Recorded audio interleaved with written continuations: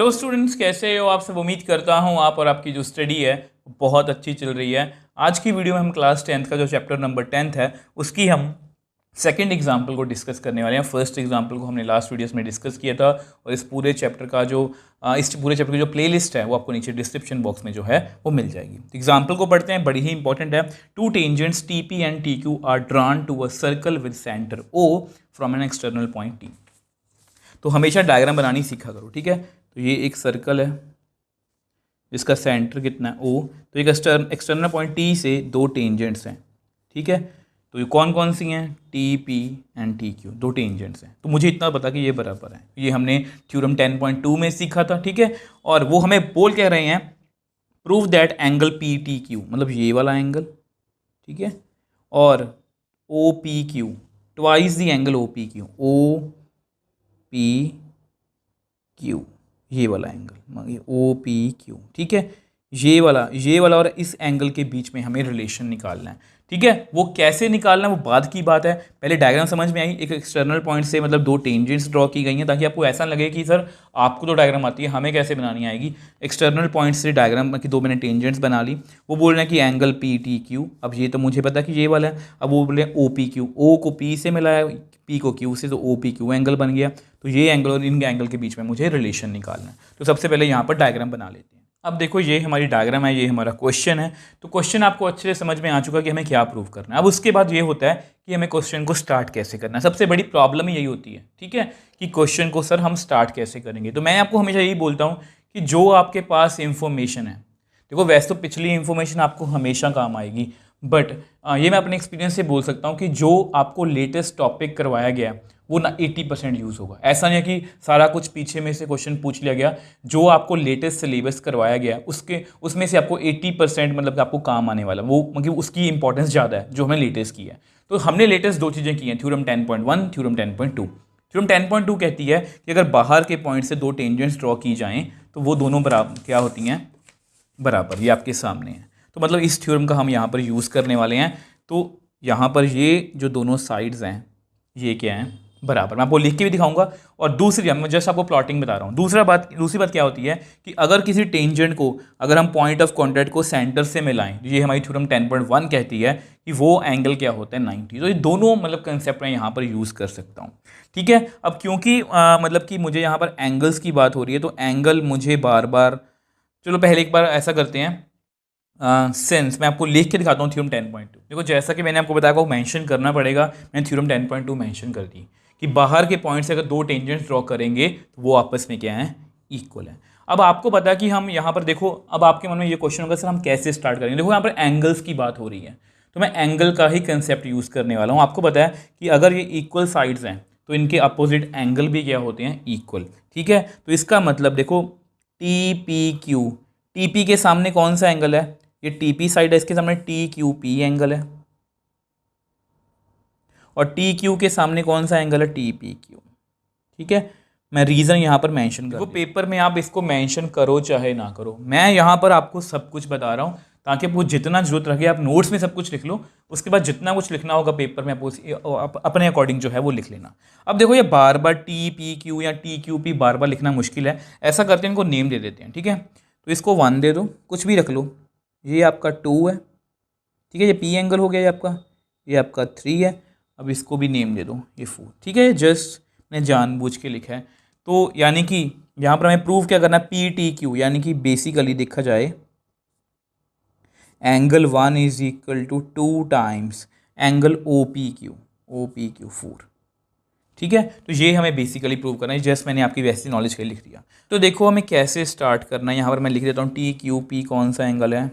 Angle 3। और वो कौन सा है? एंगल 2। मतलब ये आपस में क्या है? इक्वल है। अब देखो in triangle T P Q, तो 3 एंगल हैं इसमें, angle 1 plus angle 2 plus angle 3। क्योंकि एंगल्स की बात हो रही है तो एंगल की बात से मुझे स्टार्ट करना पड़ेगा। अब एंगल 2 और 3 क्या है? Same. Angle 1 plus angle 2 plus angle 2 is equal to 180, क्योंकि because angle 3 is equal to angle 2, क्योंकि ये दोनों एंगल आपस में क्या है, बराबर है। Angle 1 + 2 times angle 2। देखो मैं आपको मुश्किल लग सकते हैं क्वेश्चन, मैंने वो वीडियो की जब मैंने एग्जाम्पल स्टार्ट किया तभी बताया था कि ये सभी एग्जाम्पल्स का लेवल बहुत हाई है अगर आपने बेसिक्स अच्छे से नहीं किए। ठीक है, अब आपके मन में एक और क्वेश्चन होगा, मैं आपको देखो हमेशा इस तरह से की तैयारी कराने की कोशिश करता हूँ कि आपके मन में कौन कौन से डाउट्स आ सकते हैं। कुछ बच्चों के मन में डाउट वो आ भी सकते हैं, कुछ बच्चों के वो मन में डाउट आएंगे भी नहीं। ठीक है, यहाँ पर मैंने 3 भी लिख सकता था, अब 2 क्योंकि 4 के पास है तो मैंने 2 को रख लिया, मैं 3 भी रख सकता हूँ यहाँ पर। ठीक है, अब देखो एंगल 1 मुझे चाहिए, तो ऐसा करते हैं आप ना एंगल 2 की वैल्यू निकालने की कोशिश करो, क्योंकि एंगल 1 तो मुझे निकालना, उसका तो रिलेशन मुझे निकालना है। ठीक है, तो एंगल 2 कितना आ गया, 180 माइनस एंगल 1/2। ठीक है, इसको आप ऐसे ही लिख लो, इसको आप नंबर 1 दे दो, ज़्यादा सॉल्व करो ही ना। ठीक है, अब देखो, अब आपको पता है कि थ्योरम 10.1 क्या कहती है कि अगर पॉइंट ऑफ कांटेक्ट को मैं रेडियस से मिलाऊं तो ये जो एंगल होता है ये 90 होता है, मतलब ये वाला एंगल अगर मैं देखूँ ना तो ये वाला एंगल जो है ये 90 है, अगर आप देख पा रहे हो।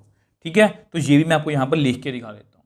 अब देखो मैंने आपको लिख के दिखाया कि थ्योरम 10.1 जो है वो कहती है कि यहाँ पर 90 का एंगल बन रहा है, मतलब ये जो बड़ा सा एंगल है ना, एंगल OPT आपको दिख रहा है, ये 90 डिग्री का है। OPT ये सारा एंगल कितना है, 90 का है। अब ध्यान से देखो OPT के अंदर कौन कौन से एंगल हैं, एंगल 2 + एंगल 4 = 90। अब यहाँ से मैंने एंगल 2 निकाला था, यहाँ से भी आप एंगल 2 निकाल लो, कितना आएगा, 90 - 4, इसको आप नंबर 2 दे दो। अब जस्ट हम दोनों को कंपेयर करने वाले हैं, उसको हम नेक्स्ट पेज पे डिस्कस कर लें। अब देखो हम यहाँ पर थे तो मैंने दोनों को कंपेयर करने वाला हूँ, तो दोनों 2 एंगल के इक्वल है, मतलब ये आपस में इक्वल है, /2 = 90 - एंगल 4। इस 2 को क्रॉस मल्टीप्लाई कर दो।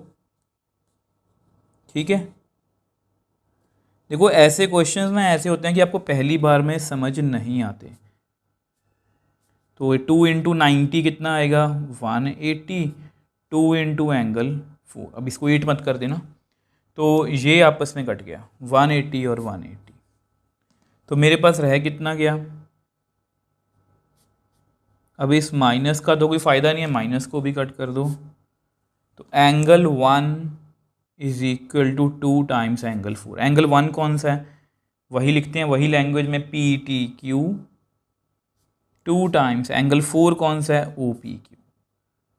तो यही हमें प्रूव करना था। देखो हो सकता है किसी बच्चे को पूरा क्वेश्चन अच्छे से समझ में आ गया हो, किसी को 50% और किसी के ऊपर से निकल गया होगा। ठीक है, तो मैं आपको यही सजेस्ट करूँगा कि वीडियो को दोबारा से देखो। अगर आपको फिर भी लगता है कि डाउट है, आप मुझे नीचे फिर कमेंट बॉक्स में लिख सकते हो, मुझे टेलीग्राम पर, इंस्टाग्राम पर मैसेज भेज सकते हो, मैं हमेशा वहाँ पर भी आपकी हेल्प करने की कोशिश करता हूँ। ठीक है, तो बस दोबारा से समझते हैं। देखो ये आपकी डायग्राम थी, तो सबसे पहले मैंने हमेशा ये सोचा कि प्रूफ क्या करना है, प्रूफ तो ये करना है। अब उसके बाद क्योंकि एंगल्स के बारे में प्रूव करना था तो मैंने सोचा कि हमें पता क्या है, हमें पता कि थ्योरम 10.2, 10.1, 10.2 क्या कहती है कि ये दोनों बराबर हैं, 10.1 क्या कहती है कि ये एंगल जो है वो 90 का है। तो मैंने इनका यूज़ करके 1, 2 और 3 का सम 180 होगा, तो वहाँ से ना मैंने एंगल 2 की वैल्यू निकाल ली। एंगल 2 और 3 सेम थे, तो एंगल 2 की value in terms of angle 1 निकाल ली, क्योंकि एंगल 1 को हमें प्रूव करना था। फिर मैंने इसका यूज़ किया कि ये एंगल 90 का है, तो 4 और 2 का सम 90, तो वहाँ से मैंने 2 की वैल्यू निकाली, दोनों को कंपेयर किया और हमारे पास हमारा आंसर आ गया। देखो मैं आपको फिर बोल रहा हूँ, ये क्वेश्चंस जो हैं ये इसका लेवल बहुत अच्छा है, बट बिलीव मी ये एग्जाम पॉइंट ऑफ व्यू से बहुत इंपॉर्टेंट है। इसमें से आपको 3, 2, 1 या इवन 5 मार्क का क्वेश्चन भी पेपर में आपको आ सकता है, तो इसलिए आपने इन क्वेश्चंस को जो है बहुत ध्यान से करना है। अगर आपको वीडियो थोड़ी सी भी हेल्पफुल लगी है तो वीडियो को लाइक कीजिए, शेयर कीजिए और इस चैनल को सपोर्ट कीजिए।